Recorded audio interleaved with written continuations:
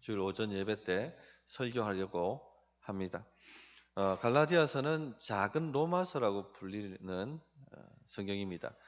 복음의 핵심을 담고 있는 성경이라고 보시면 되겠습니다. 우리 성도님들은 이 복음을 잘 이해하고 또 삶에 잘 적용하고 믿을 수 있어야 하겠습니다. 복음은 예수님을 영접할 때 듣는 그런 기초 교리라고 생각하는 분들이 꽤 많이 있습니다. 오늘 목회 편지에도 좀 적어놨는데요. 그러나 복음은 매일 들어야 될 생명의 말씀입니다. 매일 우리에게 하나님의 능력을 공급하고 생명을 공급하는 말씀이 복음입니다.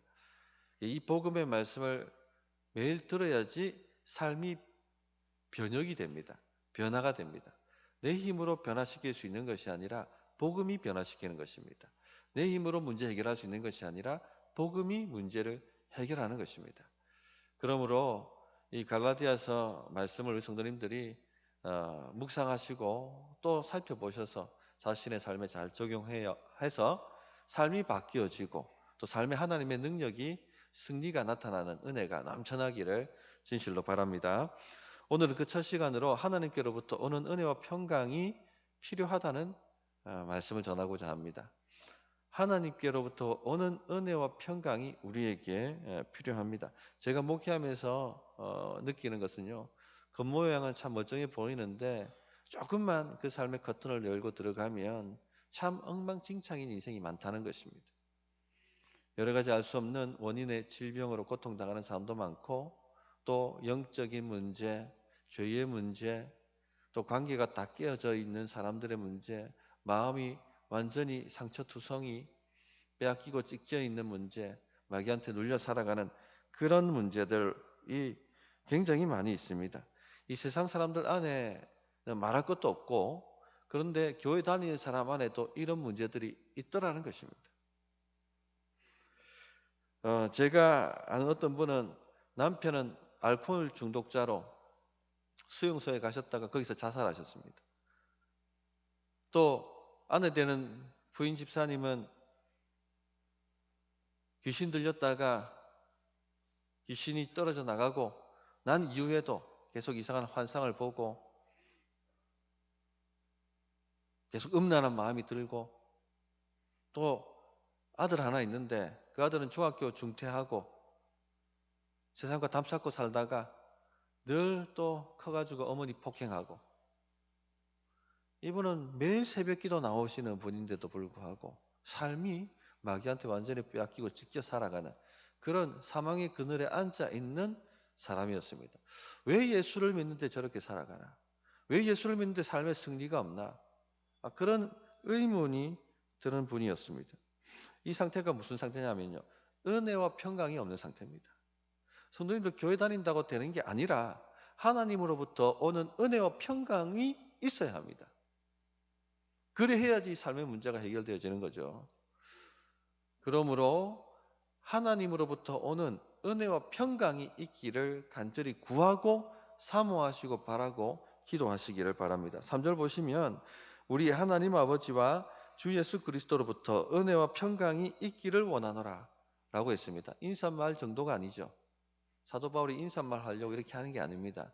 정말 사도 바울은 원하고 갈라디아 교회의 성도들이 이 은혜와 평강이 넘쳐나서 승리하는 삶을 살기를 간절히 원하고 바라고 기도하고 있는 것입니다.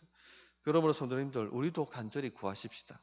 하나님 우리 삶에 우리 가정에 우리 교회에 하나님의 은혜와 평강이 넘쳐나기를 정말 바라고 원합니다. 사모합니다. 주십시오. 그렇게 구할 수 있어야 하겠습니다. 예수님이 이 땅에 오셨을 때 이 세상은요 암흑천지였어요. 완전히 마귀의 놀이터였습니다. 예수님께서 회당에 가셔서 복음을 전하실 때마다 일어났던 일들이 무엇입니까?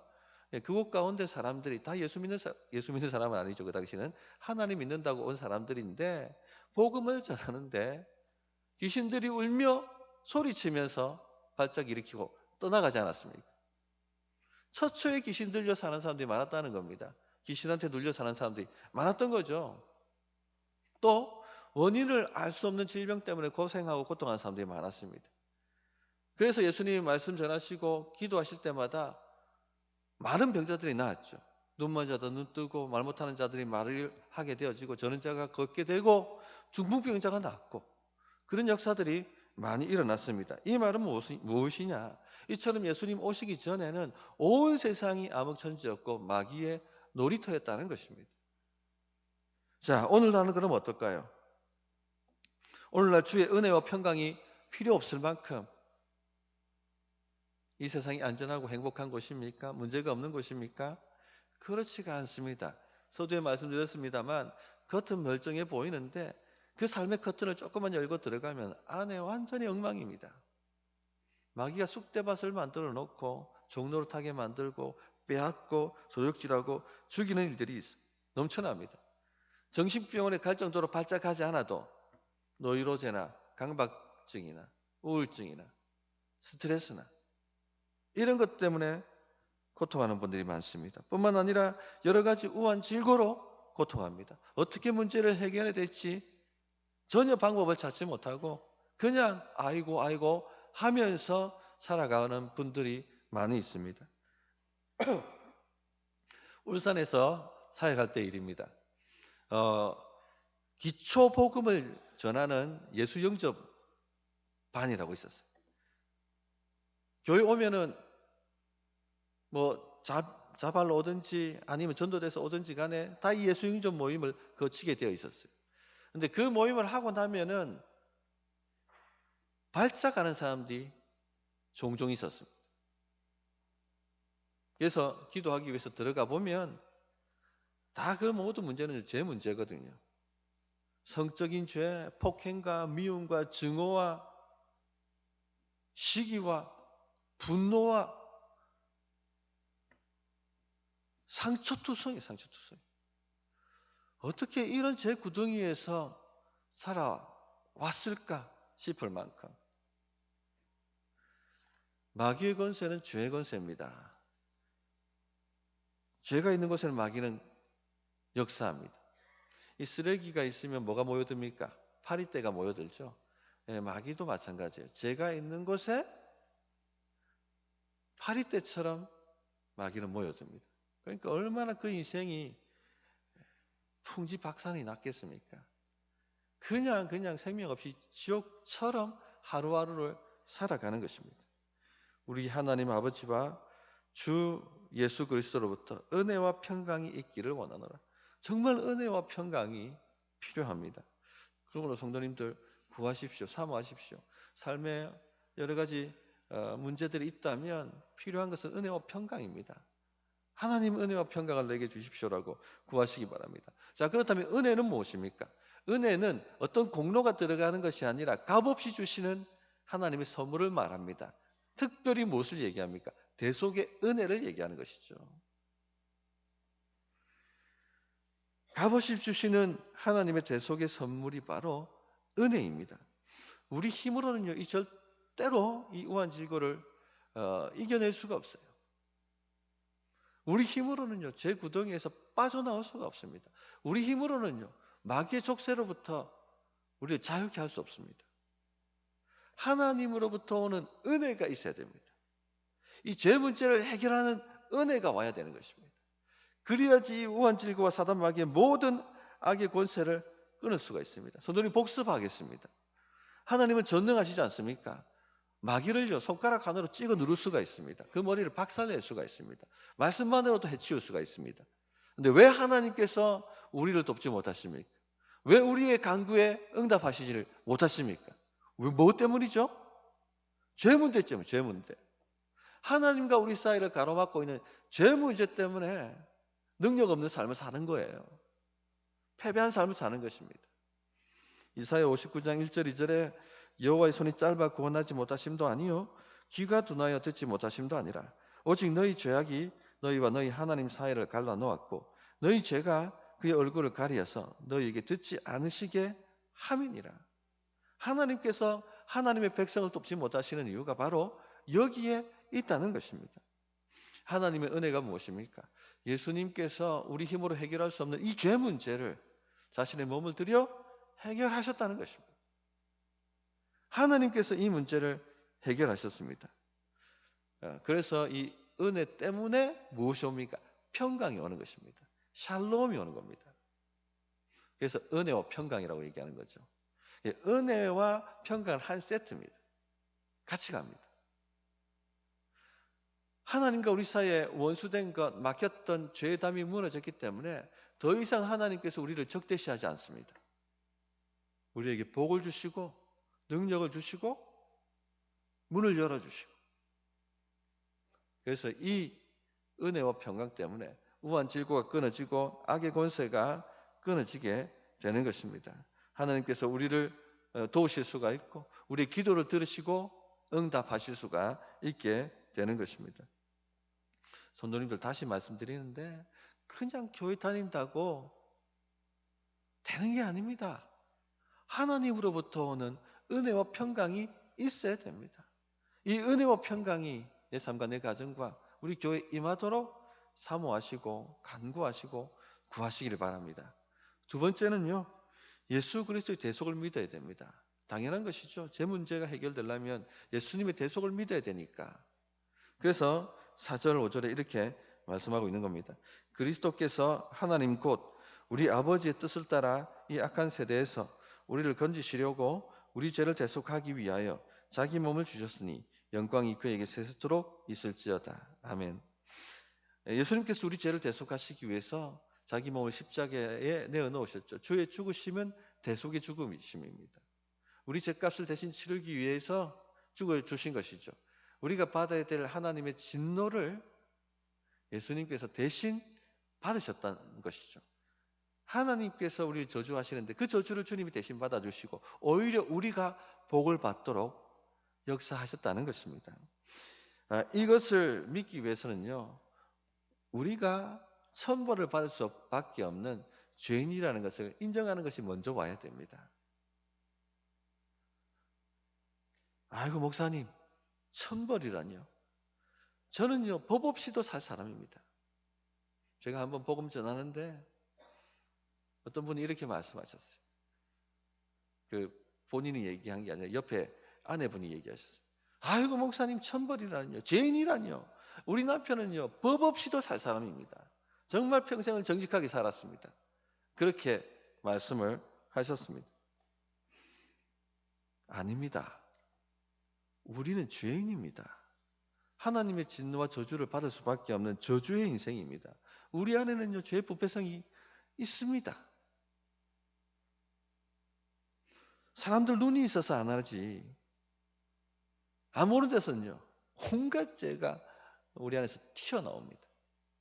생각으로 죄를 짓고, 특히 뭘로 죄를 짓습니까? 말로 죄를 지어요. 말로 욕하고 원망하고 불평하고 시기하고 불신하고 말로 죄를 짓습니다. 술 먹고 집에 가면 아내에게 분노를 폭발하던 분이 계셨습니다. 예수님 믿고 난 다음에 완전히 삶이 바뀌었습니다. 아내를 사랑하고, 자녀들도 아버지가 술만 먹고 오면은 막 분노를 하고, 심지어는 그 아내에게 손까지 대고, 그러니까 아이들이 막 아빠가 두려운 거예요. 아빠 발소리만 들어도 자기 방에 들어가 나오지 않습니다. 아버지하고 관계가 안 되는 거죠. 근데 예수 믿고 난 다음에 삶이 완전히 바뀌었습니다. 그러니까 아내와의 관계도 회복되어지고 자녀와의 관계도 회복되어지고, 이 은혜가 너무 감사해서 겸손하게 교회를 섬기는데 얼마나 열정적으로 섬기는지 나중에 장로의 직분까지 받게 되었습니다. 근데 어느 날 가족이 즐겁게 외식하고 기쁘게 돌아오는데 그 엘리베이터 안에서 문제가 생겼어요. 엘리베이터가 고장이 났는지 정체가 되었는데, 그때 이제 이 장로님께서 막 분노를 폭발하시는 겁니다. 아내들은 집사님이 여보 왜 그래요 여보 하고 이렇게 진정을 시키는데 그 아내에게까지 막 분노를 표출하는 것이죠. 그랬더니 함께 있던 자녀들이 옛날에 그 트라우마가 생각났는지 두려워서 몸을, 아빠 보기를 두려워하고 떠는 거예요. 그때 이 장로님이 아차, 우리가 은혜로 죄의 이 부패성이 눌려져 있어서 그렇지, 이 은혜의 울타리 조금만 걷어지면요 이 죄의 부패성이 폭발한다는 겁니다. 우리는 죄인입니다. 하나님의 심판과 저주를 받을 수밖에 없는 죄인이에요. 법 없이 살 사람은 없습니다. 법을 없애버리면 그때부터는 짐승의 세상이 됩니다. 약육 강식의 세상이 되어지고 온갖 죄가 다 지옥 구덩이가 되는 것이죠.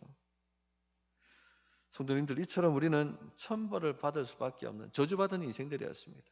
그러나 하나님께서 우리를 사랑하셔서 이 모든 저주와 천벌을 누가 대신 받으셨다고요? 예수님이 대신 받아주셨다는 것입니다. 우리 죄를 대속하기 위하여 자기 몸을 주셨으니 이 말씀을 붙드시기 바랍니다.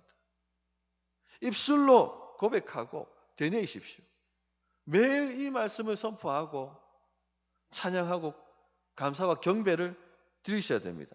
절망적인 생각이 들 때마다 주가 나를 위하여 죽으셨다라고 말씀하십시오. 주가 나를 위해 대신 저주받았다고 말씀하십시오. 내 삶이 저주받은 것 같고 내 삶이 지옥 같아 보일 때 담대하게 선포하십시오. 하나님의 진노를 주님이 대신 받으셨다. 나에게는 하나님의 생명을 주셨다. 그렇게 선포하고 고백해 보시기를 바랍니다. 주가 죽으심으로 우리가 살았습니다. 주가 망하심으로 우리가 흥하게 되었고 주가 죄인이 되심으로 우리가 의인이 되었습니다.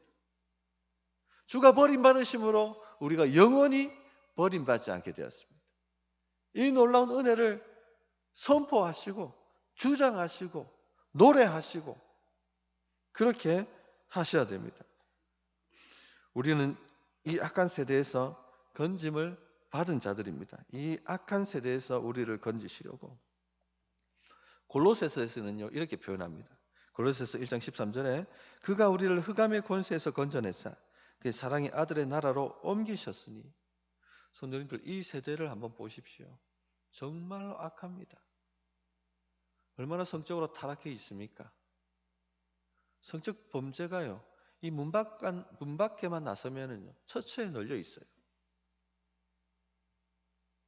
게다가 심지어는 청소년들에게 마약을 먹여서 돈을 갈취하려고 하는 이런 일이 지금 대한민국에 일어나고 있지 않습니까?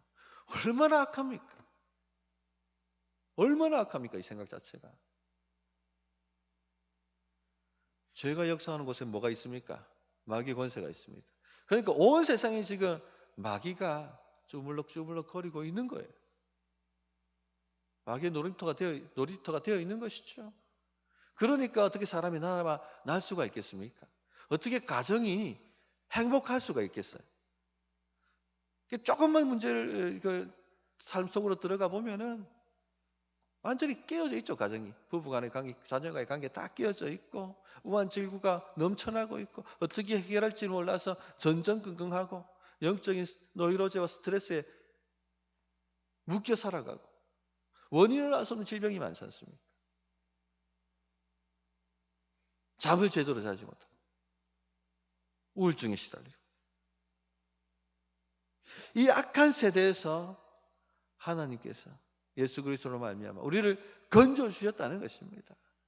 이 진리를 붙들고 이 진리를 가지고 사탄아 너는 나와 상관할 것이 없다. 주께서 나를 위해 죽어 주셨다. 그렇게 말해야 됩니다. 절망적인 상황 속에서 그렇게 말해야 됩니다. 이 놀라운 은혜를 믿고 주장하시기를 바랍니다. 세 번째가 뭐냐면요. 목사의 권위를 믿어야 합니다. 은혜와 평강이 여러분 삶에 임하려고 한다면 목사의 권위를 믿어야 됩니다. 말씀의 권위를 안 하고 목사의 권위라고 한 것에 주목하시기 바랍니다. 사도의 권위를 믿지 않으면 사도가 전한 말씀을 믿지 않겠죠.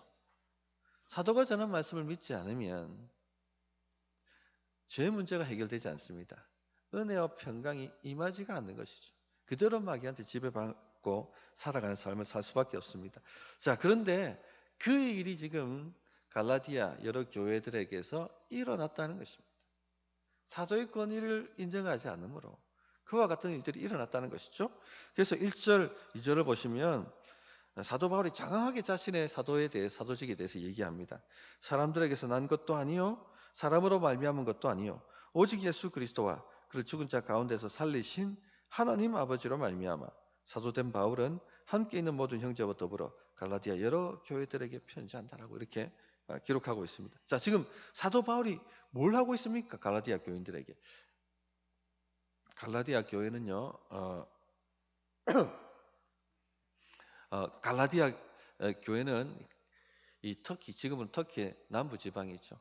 그 지방에 있는 사도 바울이 1차 선교하면서 세웠던 여러 교회들을 이야기합니다. 지금 그 교회들에게 무엇을 얘기하고 있습니까? 사도 바울이 자신의 사도적 권위를 믿으라고 얘기하고 있는 거죠. 사도 바울이 1차 선교 여행을 하고 떠났을 때 바로 들어왔던 세력이 뭐냐면 가짜 목사들이었어요. 오늘로 치면. 그들이 예루살렘 사도들의 추천서를 가지고 다니면서 가짜 추천서입니다. 오늘로 치면 뭐 학위증이죠. 학위증, 박사학위 이런 것들 들고 다니면서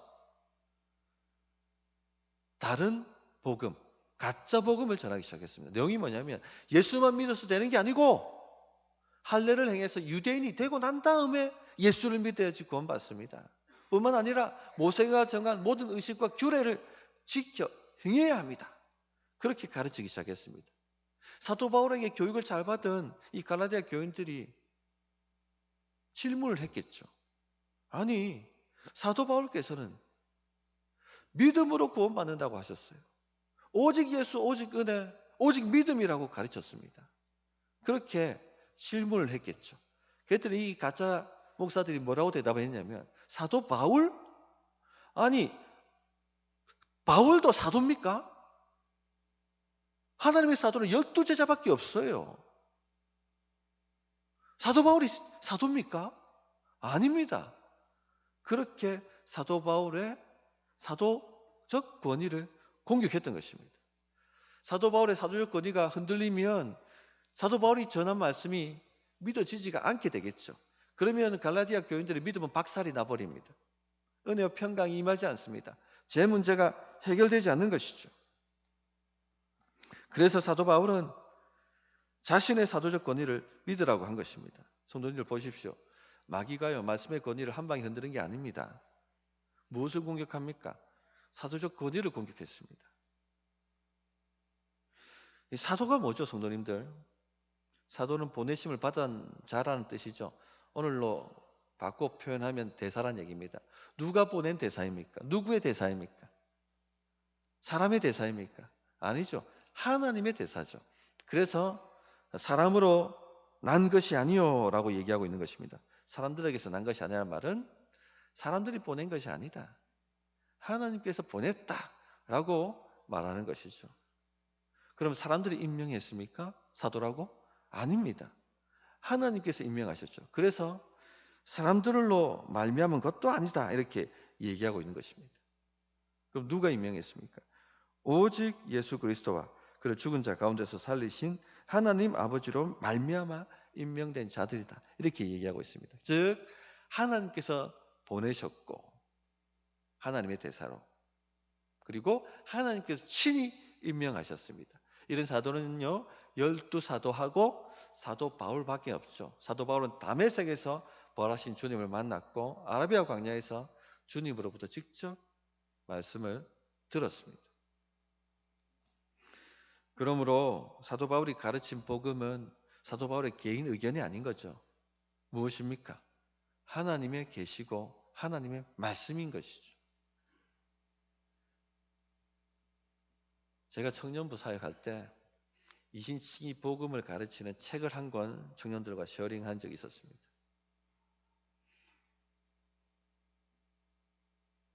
물어봤습니다. 이 책을 읽고 느낀 점이 뭡니까? 무슨 생각이 듭니까? 라고 물었습니다. 아주 똑똑한 청년 하나가 목사님, 책 내용이 너무 좋았습니다. 그런데 저는 그 말씀에 동의할 수가 없습니다. 이렇게 얘기해요. 신자가 그렇게 말할 줄 몰랐습니다. 충격을 받았어요. 이 친구야, 이거는 동의하고 말고의 문제가 아니라 하나님의 말씀이야.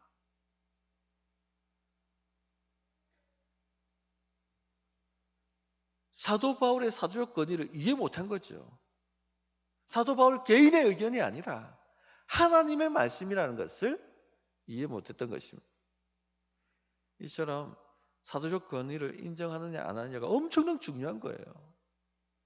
자, 이것을 오늘날 2000년이나 시대를 건너서 오늘날 우리에게 적용한다면 뭐겠습니까? 목사의 권위를 인정하라는 것입니다. 목사의 권위를 인정하지 않으면 목사가 말한 말씀을 믿지 않겠죠. 그러면 제 문제 해결되지 않습니다. 은혜와 평강은 임하지가 않습니다. 자, 목사는 누가 보냈습니까? 사람들이 보냈습니까? 아니죠. 하나님께서 보내셨습니다. 하나님께서 세우신 것이죠.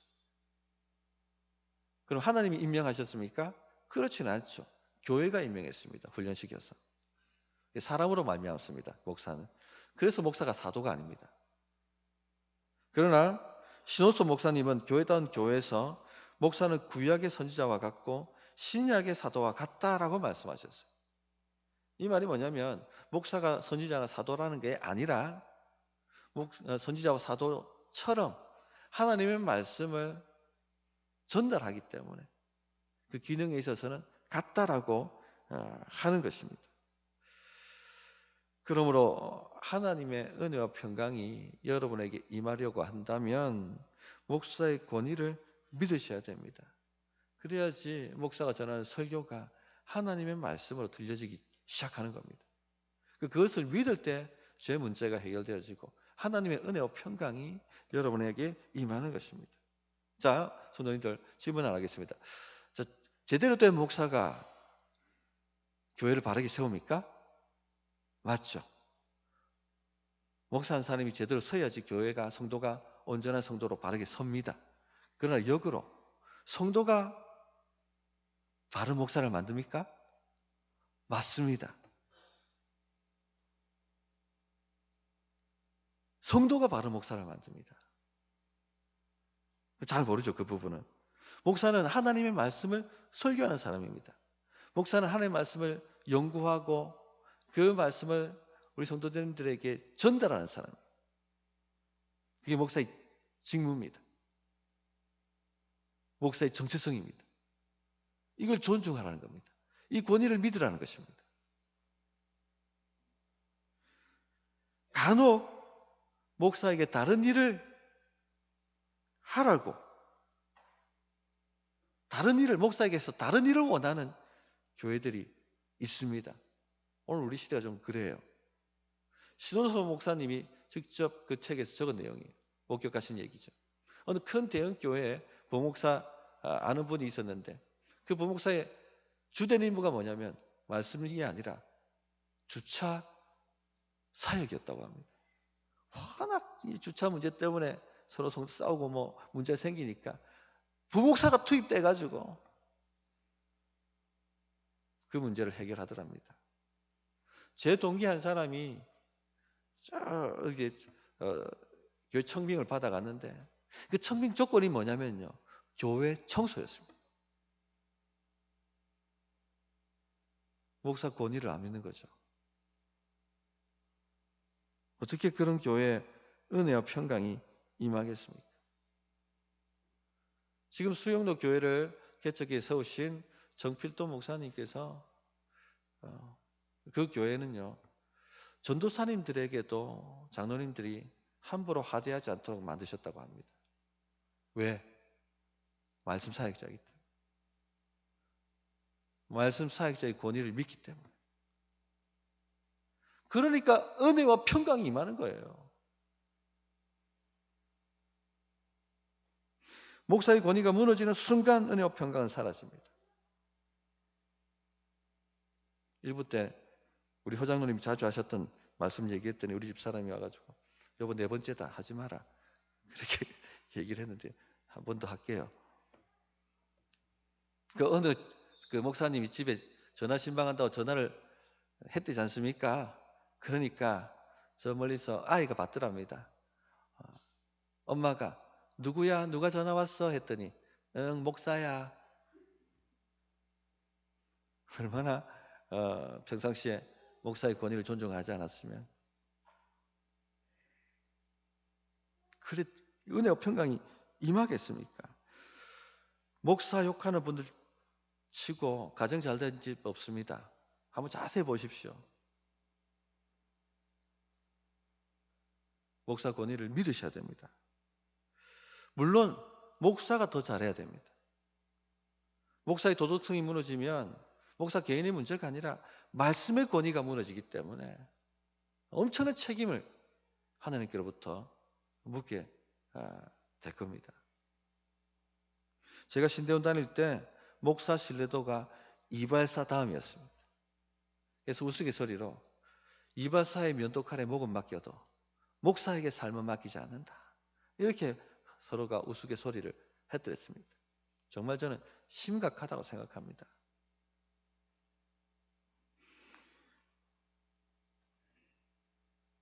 마귀의 주 공격 대상이 뭘까요? 교회를 공격할 때 마귀가 주로 무엇부터 공격할까요? 목사입니다, 목사. 그래서 성적으로 문제 생긴 목사들이 많은 거고요. 돈 문제로 무너지는 목사들이 많은 것입니다. 또 사이비 같은 이상한 목사들 많이 만들어내지 않습니까?